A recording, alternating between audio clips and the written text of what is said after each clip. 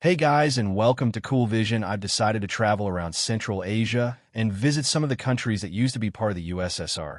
So let's discover ancient cities, architectural masterpieces, delicious food, warm weather, deserts, mountains, and cotton. Welcome to Uzbekistan. Music, applause, music. It's a landlocked country in Central Asia and the former Soviet Union Republic that became independent in 1991. It borders Kazakhstan to the north, Turkmenistan and Afghanistan to the southwest, Tajikistan to the southeast, and Kyrgyzstan to the northeast. Music. Today, the population of the country is almost 35 million people. For most tourists, Uzbekistan starts with its capital city, Tashkent. It's a huge city with a population of 2.9 million people, busy traffic, bazaars, and green wide avenues. The center of the city is Amir Timur Square, a plaza with fountains and S-planes around the statue of Amir Timur, who was a legendary ruler from the 1300s. This is where you find a famous Uzbekistan hotel. Lots of restaurants and museums. Has a reputation of not being the most exciting place in the country, which is probably true to a point. It's a large city with a lot of traffic, noise, and all the things that come with it.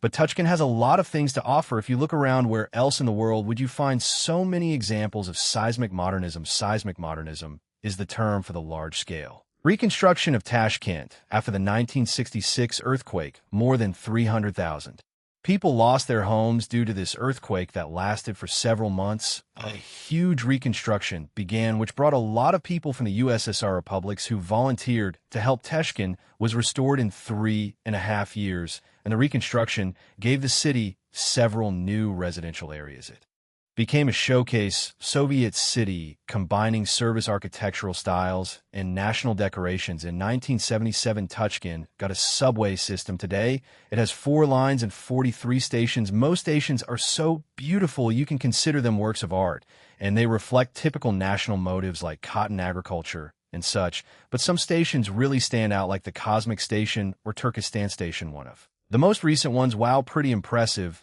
This is basically a museum, and a very affordable one. The entrance is just 15 cents. Until recently, you weren't allowed to film inside the subway.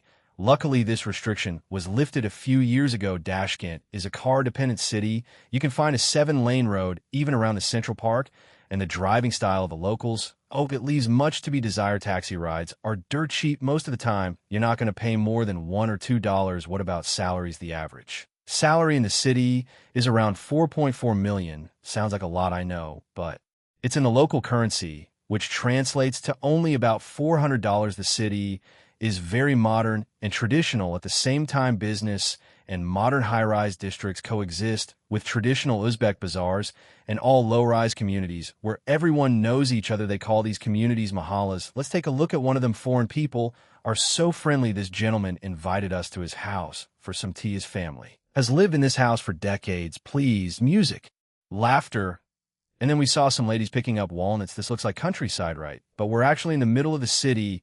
Is this foreign music? But if you want to try the most famous national dish, plav, go to the center of Plava. Try by the famous TV tower. They have several varieties of cloth, and you can watch the entire cooking process. Trust me, you're going to love it. Normally, it's cooked by a man and is cooked with lamb or beef. I got the lamb version, and it comes with rice and different vegetables like carrots, onions, and vegetable oil. Now, it can be topped with a lot of things. Mine came with a quail egg or regular egg, and kazi, which is a sausage made from horse meat. Sounds pretty exciting, right? So let's try it finally. Music. Tashkent is a green city that's a countless number of parts, and many of them represent different cultures, like this Japanese garden in the very heart of the city, or this Korean garden. Over the last 5 to 6 years, the city changed dramatically. New parks and business centers were constructed, and now there's a real construction boom going on. Tashkent is becoming a real modern metropolis. Now, let's talk to some locals. And what are your plans for the future? So, right now, I'm studying at Webster University, and in the future, we can study in the U.S. and the Webster in St. Louis, or in Webster in Geneva. In fact, take a semester, yes, in the U.S., yes, come back 2 semesters, right? And, what's your program? What are you studying? It's just kind of programming. Oh, yeah. A management information system, yes. So, subscribe. You wonderful. Thanks, guys. The city is very safe, too. Okay, I'll have a separate video about the scan. So let's move on. Let's get a car and travel outside of the capital. Funny fact about cars in Uzbekistan is that 90% of them are Chevrolet. Yes, you heard that right. 90% of cars are Chevrolet. So if you look around, Chevrolet, and guess what kind of car I ran it? Well, that's the sign. It's a Chevrolet Tracker. While we decided to go outside of Tashkent today and drive to the mountains, and we stopped to check out the scenery. It's Charvak Reservoir, huge body water, and the locals said there's plenty of fish here, and pretty big ones, so might as well stop to enjoy some fried fish later. But for now, let's continue to the mountains now. Who would have thought that just 65 kilometers away from the city of Tashkent, there's a winter ski resort. It's called Amir Soy right behind me.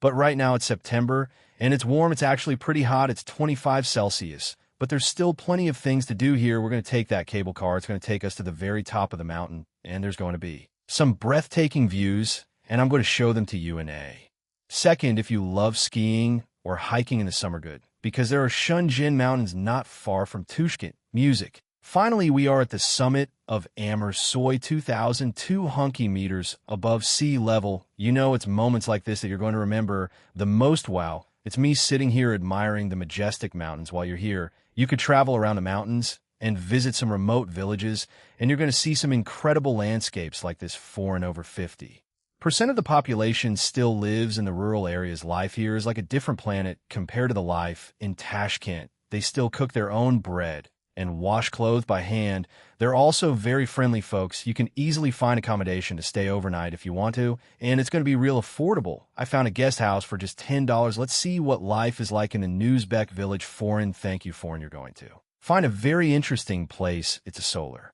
furnace of Uzbekistan, built in 1981.